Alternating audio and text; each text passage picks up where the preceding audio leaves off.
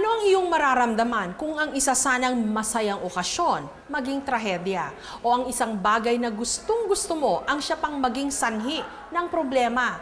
Ibig sabihin lang, ang mga pagsubok dumarating kung kailan hinding-hindi natin inaasahan.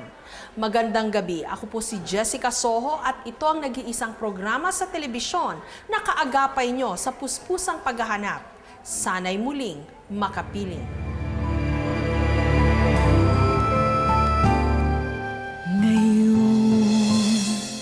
Di na nakikita. Araw-araw na po kami naghahanap. Natira na lamang ay alaala. Para akong kandila na wakas, unti-unti natutunaw. Tanging ko dasal. Hindi ka na nakakita! Sana'y muli kang makapiling. Ngayong gabi, sa Sana'y Muling Makapiling, ang piyesta na araw dapat ng pagsasaya, siya mismong petsa ng pagkawala ng binatilyong si Dandy. May sariling pera lang ako. Baka pati aeroplano bumili ako. Lahat ng sasakyan, bibiling ko para mahanap ko lang. Nang dahil sa video game, si Junjun naligaw. Bibili raw siya pagkain, tapos iniwan niya na ako. Hindi niya na ako binalikan. Ang aming misyon, ang paghahanap sa kanyang pamilya, hindi mag-game over. Bulatitos lang po yan, taga Bulatitos lang. Hindi po namin kilala basta kilala. Ano po yan? Taga Antudol po yan. At ang napulot na batang may autism, si Mark, mahilig maglaro ng plastic. Ang nawawalang anak naman ni Nora na may autism din na si Jason, libangan din daw ang pagkakalikot ng plastic. Dito lang masaya ng anak ko. Ginaganto niya po yun sa pinaglalaroan niya. Kaya ting makakita ko ng plastic na alala ko yung anak ko kung nasaan na siya ngayon. Iisa lang kaya sila? Samahan niyo kami sa isang oras na makwento ng pagsubok, pag-asa at pag-iisa. Dito lang sa nag-iisang programa sa telebisyon na kaagapay nyo sa puspusang paghahanap. Sana'y muling makapiling. Sana'y muli kang makapiling. Sa loob ng 4 na taon, maraming pwedeng mangyari. Pwedeng magtapos ng kolehiyo, ma-promote sa trabaho o hindi kaya lumago ang negosyo. Pero ang nakalipas na 4 na taon, puno ng pagdurusa para sa mag-asawang Takyo at Linda. 4 na taon na kasing nawawala ang kanilang anak na si Dandy.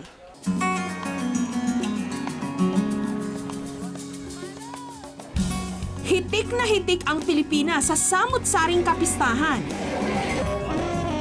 Nag-uumapaw sa kasiyahan. Dinadagsa pa ng mga bisita mula sa iba't ibang bayan ang mga handaan. Sariwa pa rin sa alaala ng mag-asawang Takyo at Linda ang kapistahang ipinagdiwang sa kanilang bayan 3 taon nang nakararaan. Pero sa halip na magagandang alaala ang naiwan, bangungot ang kinauwian. Dahil sa mismong araw ng piyesta, nawala ang nooy 12 anyos nilang anak na si Dandy. Para bang yung nakikita ko yung, ano niya, yung itsura. Parang, hanggang ngayon na, parang nandito lang sa isang tabi ko. Hindi ko makalimutan yung kilos niya. Mahalaga talaga ang anak. Kahit na siya suwail, kahit na siya salbahe, mahalaga pa rin siya. Kwento ng mag-asawa, sumama raw sa kanyang kuya patungong Isabela si Dandy upang makipiesta. Ngayon, hindi na umuwi nung gabi. Hinanap nila Lloyd at saka yung mga kapatid niya doon. Ayon sa ilang saksi, huli raw nakita si Dandy na nakasabit sa isang jeep. Ito lang ang alaala ko sa kanya na lagi kong hindi makalimutan dahil nalulungkot ako sa kanya palagi. At parang lagi ko siya kasama pag nandito sa pitaka ko, hindi ko ito hinihiwalay. Parang kandilang unti-unting nauupos ang pakiramdam ni Mang Takyo sa pagkawala ng anak. Hindi naman ako natatakot na mapunta sa ilalim ng lupa. Kaya lang, parang malungkot kung ako mawala sa mundo na hindi ko sila kapiling. Maging si Aling Linda, hanggang sa kanyang pagtulog, hindi pinatatahimik ng pag-aalala. Madala ko siya mapanaginipan na parang tinatawag niya ako. Parang naghihirap siya na tinatawag niya ako na, Mama, puntahan mo ako. Eksakto naman nung araw na yun, ipinagdiriwang nila ang 15 kaarawan ni Dandy. Birthday ba niya ngayon?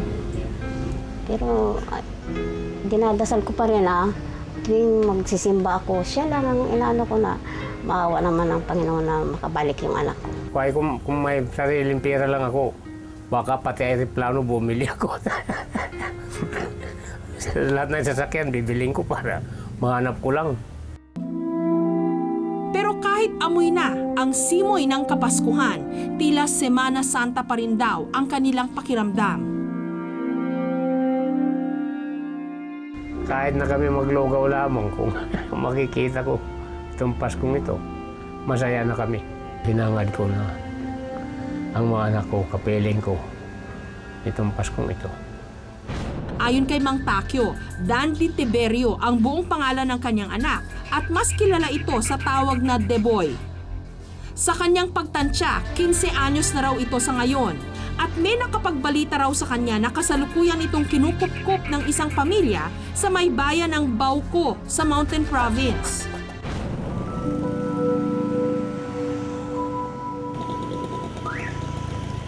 Bahagyamang kumakagat ang dilim nung araw na yon. Aakyat kami pa norte para tulungan ang mag-asawa na matagpuan ang kanilang anak. Mahigit kumulang 400 kilometro at 14 na oras ang aming bubunuin sa biyahe patungong Mountain Province. Mga 95% inaasahan kong makikita ko yung anak ko dahil atin siya sandala ng ating Panginoon. Kaya rin nawa magtagumpay itong lakad natin. Pero bago pa man kami tumulak patungo roon, nakipag-ugnayan na ang aming programa sa lokal na pamahalaan ng lalawigan ng Mountain Province. At dito namin nalaman na isang bata ang na-turn over sa DSWD 3 taon nang nakalipas. At ang mga detalyeng ibinigay sa amin, tugma sa deskripsyon ni Dandy. Ang batang yon, binatilyo na ngayon at kasalukuyang masaya at kontentong namumuhay kasama ang pamilyang kumupkop sa kanya. Parang anak ko naman siya, ma'am, kasi unang-una pa lang na nakita ko kasi siya, parang napak-close ka agad. Ayon kay Tasha, kimi at mahiyain daw si Dandy nung pansamantalang ipagkatiwala ng local DSWD sa kanilang pangangalaga. Yung first na ano ko ngay parang, bakit naman parang may kililing? Sabi ko nga kasi, yung basta tulala lang, no? Tapos kinakausap mo, hindi naman sumasagot. Pero dahil na rin sa kanilang pagtsatsaga, unti-unting napalapit ang loob ng bata sa kanila.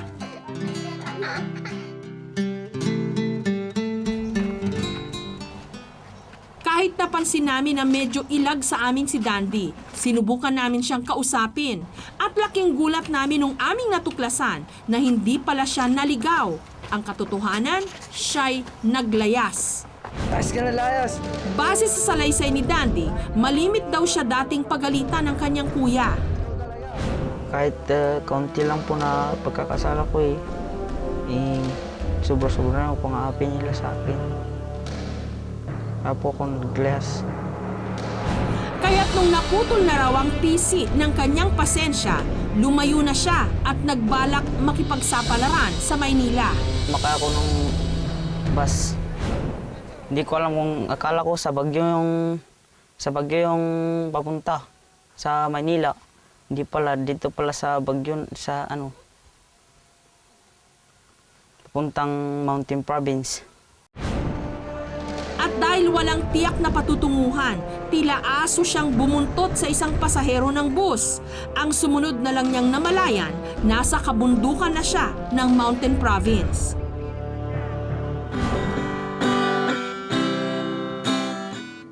Sa pamamalagi niya sa puder ng pangalawa niyang pamilya, edukasyon lang daw ang may pamamana ng mga ito sa kanya. Gusto ko na po nga mag-aral ng mabuti para kapag nagkapamilya po ako, hindi na po ako maghihirap magtrabaho sa paghahalaman. Pero sa kabila ng lahat ng ito, nangungulila pa rin daw siya sa tunay niyang pamilya. Sa kanila po ako lumaki. Naawa naman po. Kaso lang po hindi ko alam bumalik eh. Gusto kong bumalik pero hindi ko alam.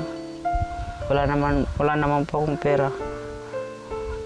Nahihiya naman po ako humingi sa kanila. Sana'y muli kang makapiling. Susunod, ang hindi alam ni na Mang Takyo, ngayong darating na ang Pasko, madarama na nila ang tunay nitong kahulugan.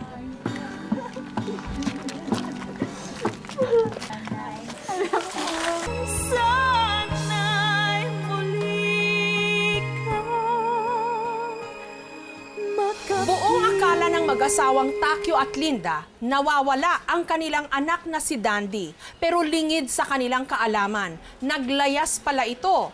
Makalipas ang 4 na taon, handa na kaya ang binata na muling makapiling ang kanyang pamilya.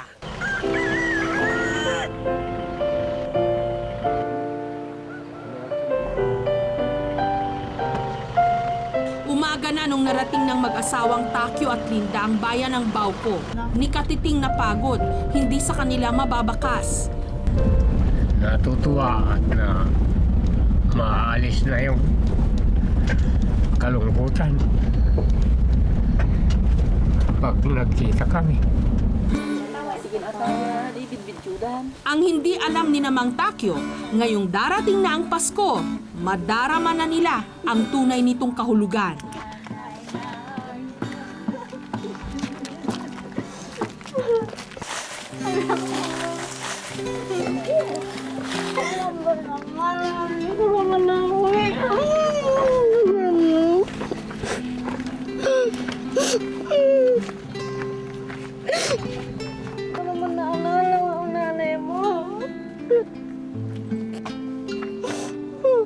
Hindi naman kapatid mo, malaki na sa'yo.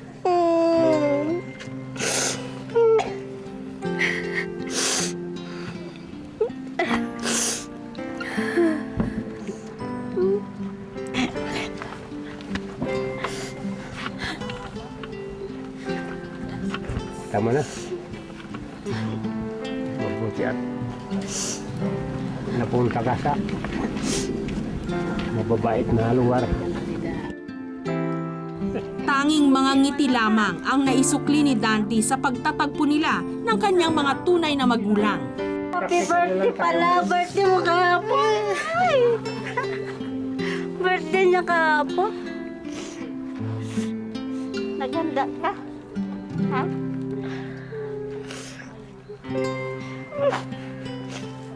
Sama ka muna. Sama. Ha? Umiyak talaga siya.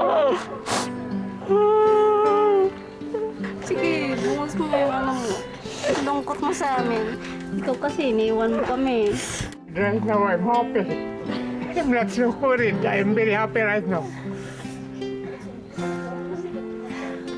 Tama na yan, anak. Bakit pumangit ang ilong mo?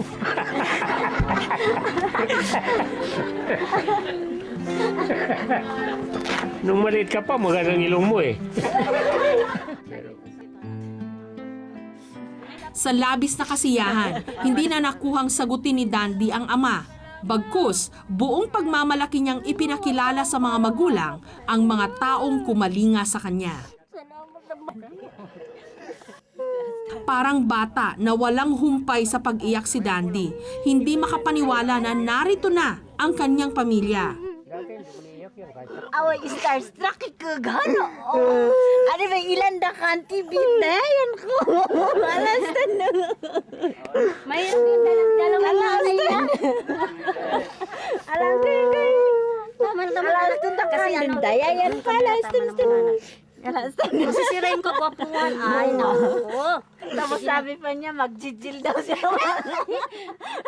Tinawag naman nakajil. Nung mga oras na yon, tila hindi na kayanan ni Dandy ang bugso ng kanyang emosyon.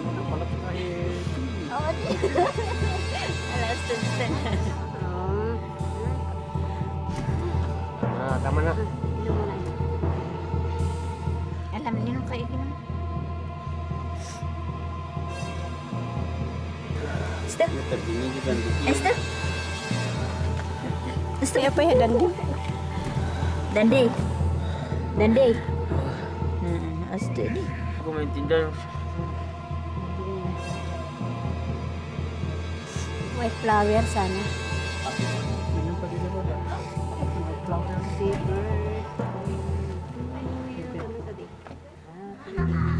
Paglalaki. Nung nahimasmasan, tila napawi na ang lahat ng pangungulila na kanyang nadama dahil muli na niyang kapiling ang tunay niyang pamilya.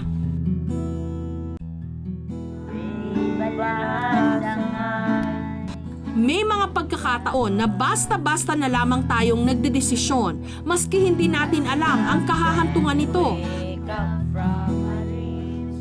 Pero sa gitna ng ating kapusukan, dito pa pala natin natutuklasan ang kahalagahan ng mga bagay na pilit man nating tinatakasan, siyang pinaka-importanteng bahagi pa rin ng ating buhay.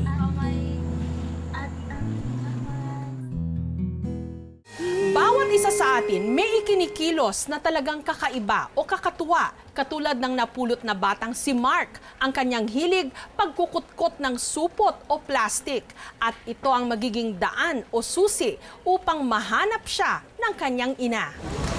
Ganito kalimitan ang eksena sa tuwing nag-uumpisa ang araw sa lungsod. Lahat nagmamadaling makarating sa kani-kanilang mga destinasyon. Lahat naghahabol ng oras. Ibahin niyo si Nora, hindi niya minamadali ang pagtakbo ng bawat sandali. Kada umaga, ninanamnam niya ang pagiging isang ina. Masaya man siya sa bonding moment nila ng kanyang bunso, lubos din lang nitong pinapaalala na may isa pa siyang anak na dapat ngayon nakakatikim din ng kanyang pagkalinga. Si Jason, mag-aapat na buwan na ngayong nawawala. Mag-aalmusal. Doon po nami-miss ko sa kanya. Bakit ano po yung ginagawa niya po ganun sa? Kasi ano po yan eh, pag binigyan mo siya ng isang baso ng kape, hindi niya yun iinumin. Kailangan magtitimpla ko yung isang walang baso ko, tapos titirahan ko siya. Tapos malakas siya kumain sa ng pandesal.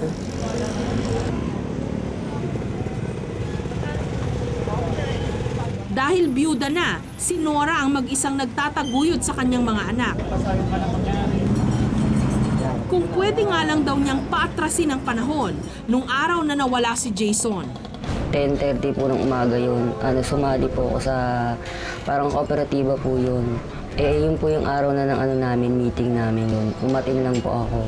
Tapos pagdating ko po, yung hipag ko, yung asawa po ng kapatid ko, sinabi niya sa akin na, "Ate," sabi niya, "si Jason, nakalabas na naman," sabi niya, "nakatakas." May autism si Jason, kaya raw hindi ito mapakali sa bahay. Madalas nawawala. Naging suki na tuloy siya ng mga barangay sa pagpapablatter niya ng nawawala niyang anak. At sa tuwing kukumustahin niya ang kaso ng anak. Mrs., wala pa kaming balita sa anak ninyo. May contact number naman kayo rito. Kontakin na lang namin kayo pag may balita na kami sa anak ninyo. Sige po, salamat po. Habang wala pang balita tungkol kay Jason, pinagtsatsagaan na lang niya ang mga alaala nito. Dito lang masaya ng anak ko. Ginaganto niya po yun, sir. Pinaglalaroan niya. Kaya makakita ko ng plastic na alala ko yung anak ko. Kung nasaan na siya ngayon, kung anong ginagawa niya, kung saan siya napadpad. Sa sobrang pangungulila, masisisi mo raw ba siya kung minsay mas nanaisin na lang niyang nakapikit lagi ang kanyang mga mata? Sabi ko nga, minsan sa mga kaibigan ko, gusto ko nga pag natulog ako, parang ayoko nang magising.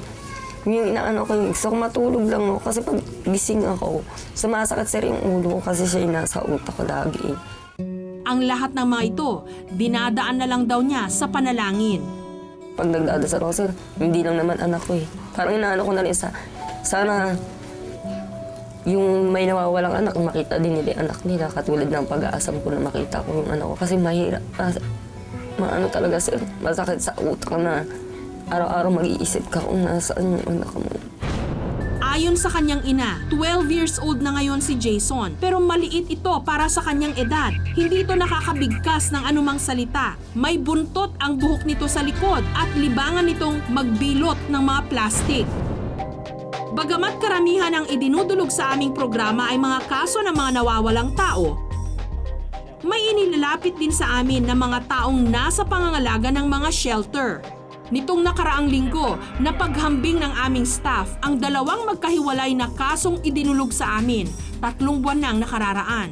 Ang kaso ni Jason at ng isang Mr. X, isang batang natagpuan sa Montalban, Rizal.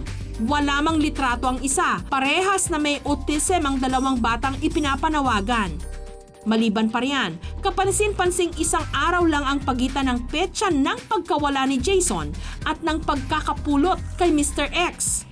Dahil malakas ang kutob ng aming staff na si Mr. X at ang nawawalang si Jason ay iisa, agad naming tinungo ang Montalban, Rizal, ang kinaroroonan ng bata.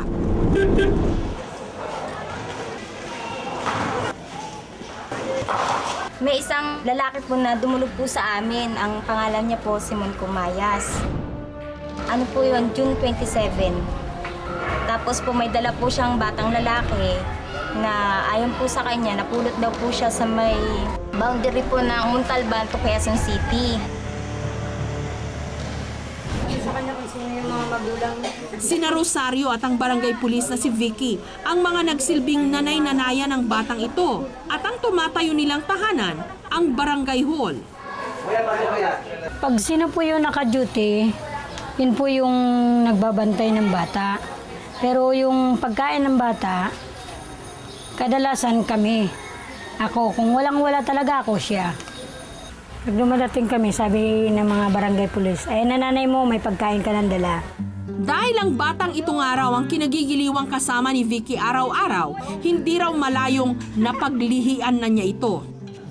Nagdadalang tao kasi ako, 6 months na. Baka raw sabi ng mga barangay pulis, baka raw makamukha yung bata sa... Sabi ko nga, okay lang kay may itsura naman siya. Dahil hindi nakakapagsalita, pinangalanan na lang nila itong Mark. At kahit napamahal na kina Rosario at Vicky ang bata, alam nilang mas makabubuting maibalik ito sa piling ng tunay niyang pamilya. Sinasabihan nga namin yan, Mark, magsalita ka na, sabihin mo sa amin kung saan magulang mo, saan ka nakatira para ihatid ka na namin. Malayo man ang itsura ng batang si Mark sa larawan ni Jason ay pinakita sa amin ni Nora, nagtutugma naman ang ibang deskripsyon ni Nora sa nawawala niyang anak. Pareho silang may buntot ang buhok at kapansin-pansing parehong mahilig sa paglalaro ng plastik.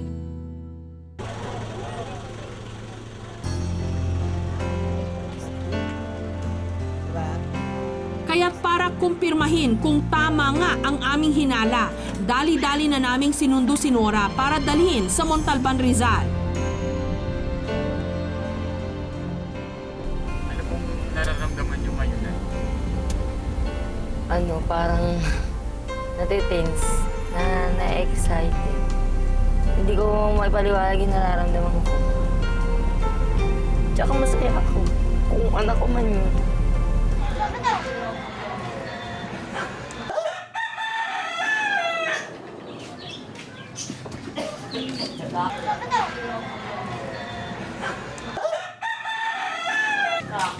Ilang sandali pa, ilang hakbang na lang ang naging pagitan ng mag-ina.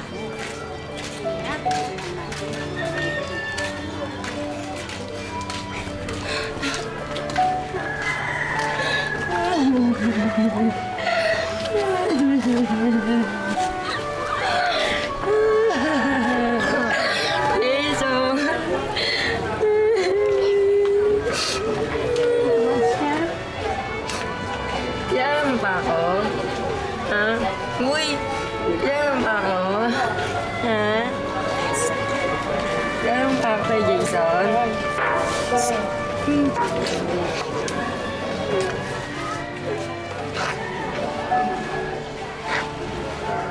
Ano? Kamusta ka na? Ha?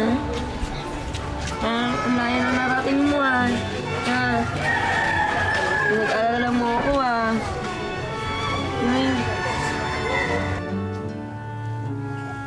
Jason. Bago pa man siya tangayin ang kanyang damdamin, ipinaalala ni Nora kay Jason ang bunso nitong kapatid. Tinanong pa si ate. Nalala si Kuya Jason. Mas masaya din. Mas mo si ate. Mas masaya yun.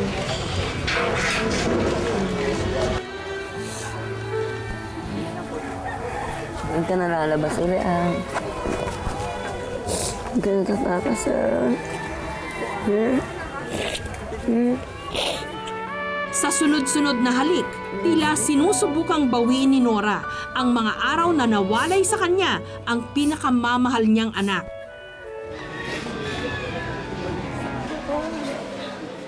Pinagtagpo rin namin ang mga tumayong ina at ang tunay na ina ni Jason. Ako si Vicky Brido. Nora po. Nora Caro po, ma'am. Nora po. Naku ate, salamat po talaga ng marami. Hindi ko po talaga makakalimutan. Hindi ko alam kung paano ko kayo. Siguro may mga anak din ho.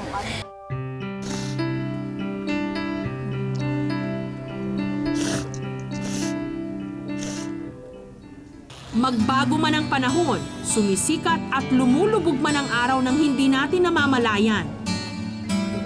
Hindi pa rin naman nagbabago ang mensaheng hatid ng bawat bukang liwayway. Tuwi na, dala pa rin ito'y pag-asa para sa lahat.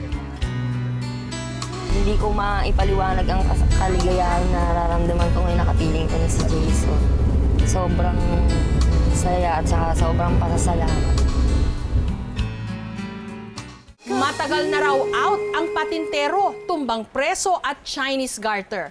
Ang in ngayon at kinalolokohan ng napakaraming bata, video games. Pero kung minsan, hindi lang nito nasasagasaan ang pag-aaral ng mga bata.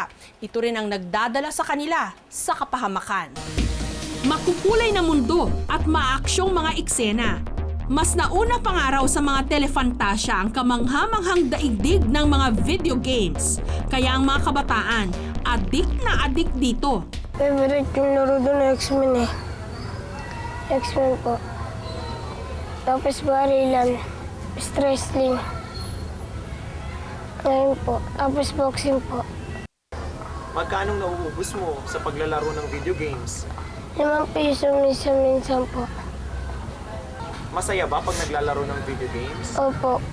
Paano mo nasabing masaya? Marami pong tumatawa rin po eh.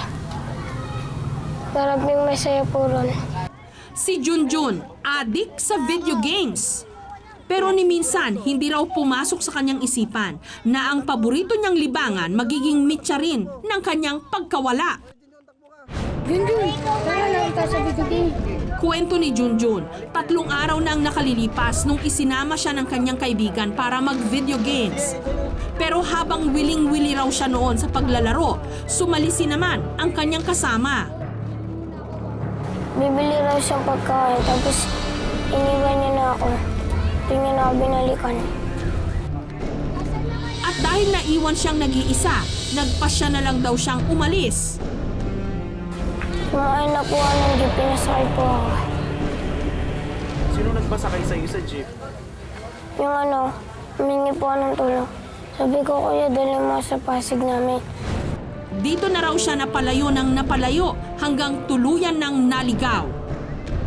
Pero napalapit din daw siya sa swerte dahil napadpad siya sa mabuting kamay ng Jose Fabella Center o JFC sa Mandaluyong. Accordingly, nakita siya doon sa Makati. Umiiyak siya at nakiklaim siya na siya ay nawawala. Pagdating niya rito sa center, madali siyang maka-adjust. Madali siya makagain ng mga kaibigan. Anong tunay mong pangalan? Roberto po. Roberto. Junior. Apelyido mo? Valera. Valera. Ilang taong ka na? 10 po. Saan ka nakatira? Sa Pasig po. Nung una, hirap na hirap daw silang makapiga ng impormasyon tungkol sa pamilya ni Junjun. Pinabukasan, medyo nakakapag-salita na siya, nakakapagsabi na siya unti-unti ng mga detalye. Consistent naman siya sa mga pangalan ng kanyang mga kamag-anak at saka lalo na doon sa address. Malapit po sa may May malapit sa may bahay nila Dodot Whiskey sa may likod po. Doon po kami natira sa may likod. Sa may nagtitinda ng bukuan. Malapit sa may palengke. Ayon kay Junjun, hiwalay na ang kanyang mga magulang, kaya ang kanyang tiyuhin na si Joey at ang asawa nitong si Lita ang nagpalaki sa kanya. Nakatira raw ang mga ito malapit sa palengke ng Pasig at pagtitinda raw ng fishball ang pinagkakakitaan ng kanyang tiyuhin.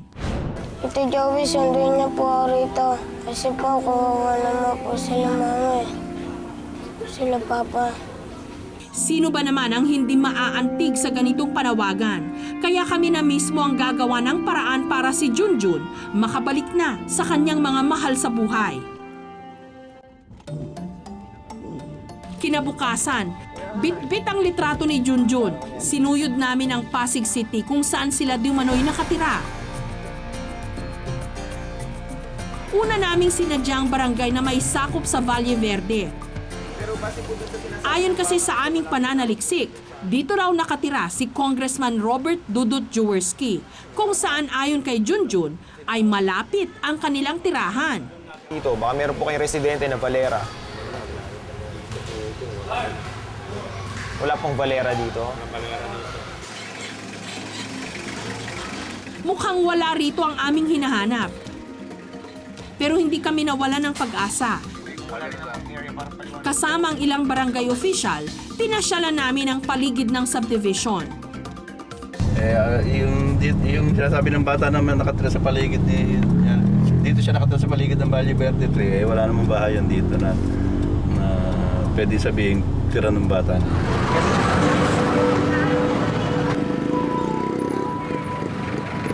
Inikot din namin ang pamilihang bayan ng Pasig. Base kasi kay Junjun, sa palengke raw ng Pasig malapit din ang bahay ng kanyang tito at tita. Ngunit wala pa rin nakakakilala sa larawan ng bata. Kaya sunod na lang naming pinuntahan ang barangay na may sakop sa palengke. Ang kalera namin lang yun. Sa kasamaang palad, hindi rehistradong botante ng barangay pinagbuhatan si Joey Valera, ang sinasabing tiyuhin ni Junjun. Dahil dito, nagpasya na lang kaming ikutin ang matataong lugar sa nasabing barangay. Pero kumpirmado, taga dito po itong batang ito. Sa palengke ko lang nakikita yan eh.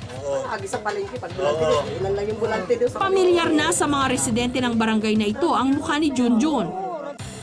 Pero wala pa rin makapagsabi kung saan eksaktong nakatira ang pamilya nito.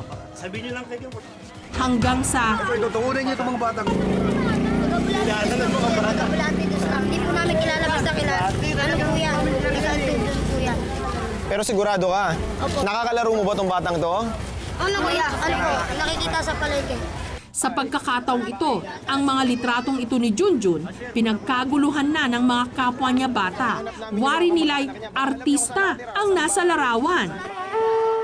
Agad-agad, pinasok namin ang madilim na iskinita para lang marating ang sinasabing tirahan ni na Junjun.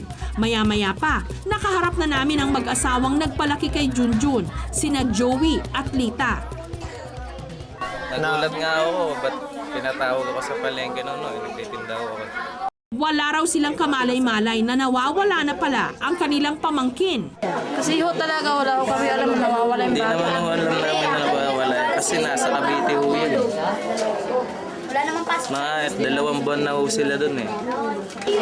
Ano naman po siya, mabait na ho, kaso lang talagang ang hilig niya talaga yung laboy. Yun ang nakikita. Puro laboy ang uwi lang dito yan, kakain. Mamaya lalaboy na naman yun.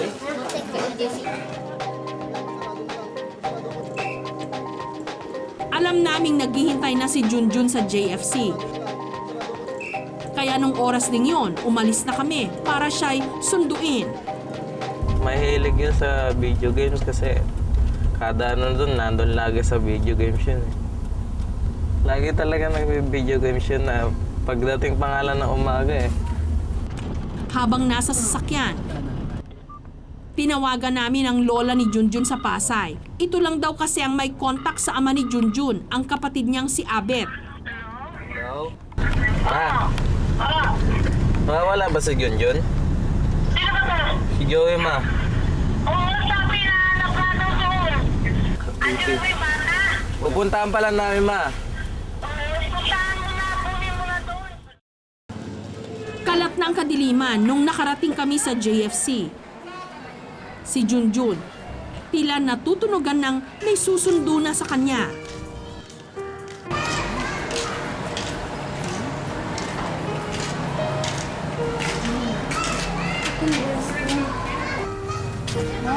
Ha?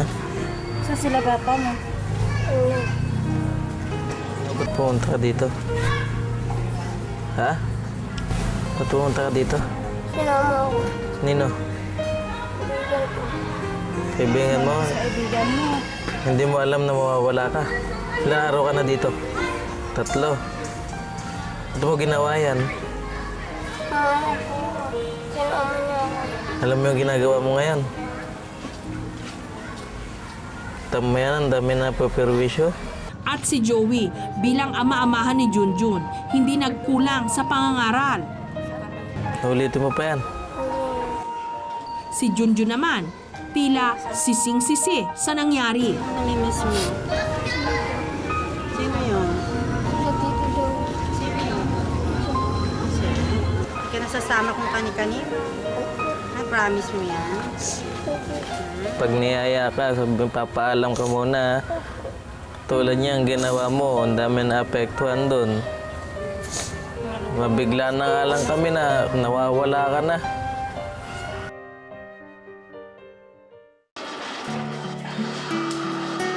Hindi masamang magkaroon ng libangan, pero ang anumang sobra, masama.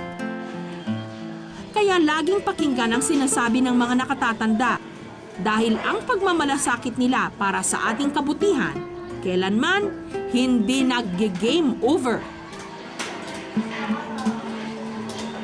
Sa pagtatapos po ng episode naming ito, 134 ng mga nawawalang tao ang aming naibalik sa kani-kanilang mga pamilya. Sa inyo pong tulong at mga dasal, asahan nyo pong madadagdagan pa ang bilang na ito. Magandang gabi. Ako po si Jessica Soho. Sana'y makapiling namin kayong muli sa susunod na Martes. Dito lang sa nag-iisang programa sa telebisyon na kaagapay nyo sa puspusang paghahanap. Sana'y muling makapiling. Di na nakikita ang nakasanayang kasama. Naiwan ay pangungulila, natira na lamang ay alaala.